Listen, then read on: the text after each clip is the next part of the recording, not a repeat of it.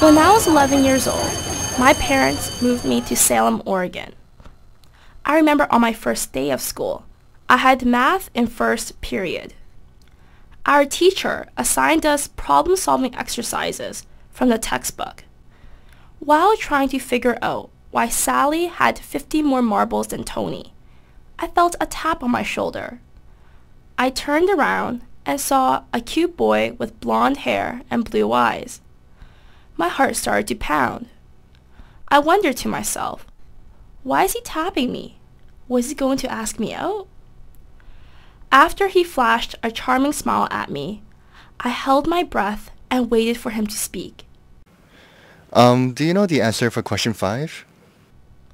Huh? I asked. Why did you think I would know the answer? Naturally, he responded. Well, I don't know. You look like someone that would know the answer. I looked around my classroom. What was so different about me and the other people around me? Then I finally realized. Oh yeah, I was the only Chinese person in class. Y'all gon' learn Chinese. Y'all gon' wanna be Chinese. Y'all gon' learn Chinese. When the pumps go off, y'all gon' speak Chinese. Do you know what the most ironic part was? I'm bad at math. No, I'm not just Chinese bad. I'm very bad. So bad that in my grade 11 final math exam, I got a whopping 25%, and I never took another math course again in my life. So why did these people assume I was a math whiz kid? Was it because I was 5'2½"? Or that I wore thick, dark, blue rectangular glasses? Or maybe it's because I was simply Chinese? What are the Chinese stereotypes for girls? How does Western society portray us? They're vertically challenged, quiet, they're studious, they're usually good at the sciences, not so good at the English part. They are short, I guess shy, and usually stick with their own race. Chinese girls in general are known either as quiet, shy, very calm, usually not too submissive, but at the same time seemingly submissive, but also in control of things in the back. So let me get this straight. Chinese girls are stereotyped as the 4 S's: short, small, shy, and smart. But where do these stereotypes come from? If you love me, if I please you.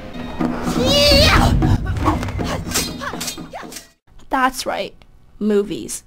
And after watching through a lot of them, I noticed 2 kinds of stereotypes: the China doll and the dragon lady.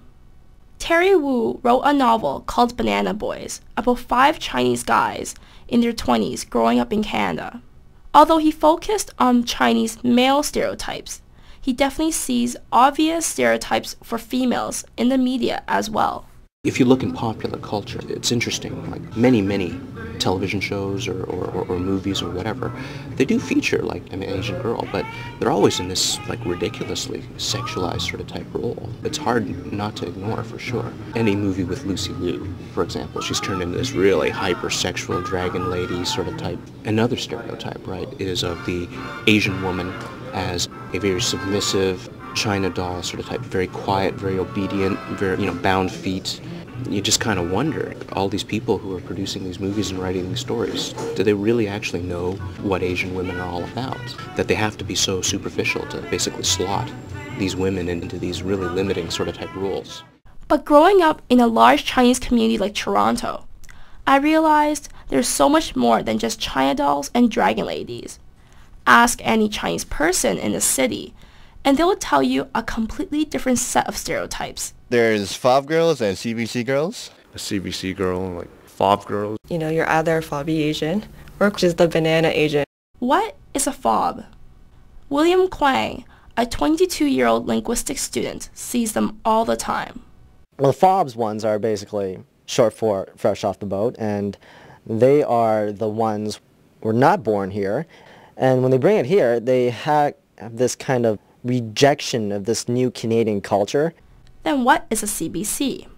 Well, for one thing, it definitely doesn't stand for Canadian Broadcasting Company. Kenny Long, a 20-year-old image art student, has the answer. CBCs, which is Canadian-born Chinese. I mean, even though they're Chinese, CBCs are whitewashed. But how can you tell the difference between a fob and a CBC? Kwang and Long can definitely see the differences.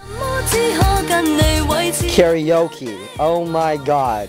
Bubble tea shops, especially the ones uptown, it doesn't even cross your mind. You're thinking, oh, she's a fob. And if she utters one word of English, it's got to be the one word tapioca. Fobs, I see colors. I see green, yellow, and all the bright ones that CBCs and whitewash people think is just ew. CBC girls, they wear the TNA pants. Makeup-wise, I think CBCs put on more makeup than fobs, like dark black eyeshadow. Hair color, CBCs tend to stick with their own natural hair color, which is black, and anything dark. Denise Law, a 19-year-old Chinese girl who grew up in Ajax, hates being stereotyped by her own kind all the time. They're shocked to find out that I'm pretty Canadian. Like, I'm pretty darn Canadian. My parents are Asian, yes, but they have fused Canadian ideology with Asian ideology so that they don't force me to become a doctor or a lawyer or a financial analyst. I can choose the path I want to take. It's like they've already associated me to a stereotype, and when they find out that I'm not like that, they're like, what the heck? Why are you not like that? On the other hand, Alice O, a 20-year-old Canadian-born girl who can read, write, and speak Cantonese and Mandarin. She has no problem with the stereotypes because she feels they fit her pretty well. I went to tutoring math class until I'm in high school, grade 9, then I stopped. And people will think that I'm really good at math, so they just keep on asking me math questions, which I am because I always go tutoring for a grade higher. How do we end these stereotypes? Wu believes that it is the people who have the power, not the media.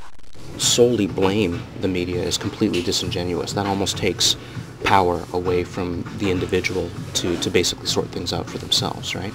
The only thing the individual can basically control is whether or not they accept that stereotype into their being and either subscribe to it or overcompensate against it, or neither, which is the real choice, I think, for most people. I admit that being stereotyped in the beginning is quite inevitable. But the beauty behind it is when you're able to break free of these images and people can finally see you as a unique individual. Who would have ever thought that I flash peace signs in my photos and play basketball as well? Reporting from the best of both worlds, I'm Eva Tam. Yet they're always friendly and they're ready to please.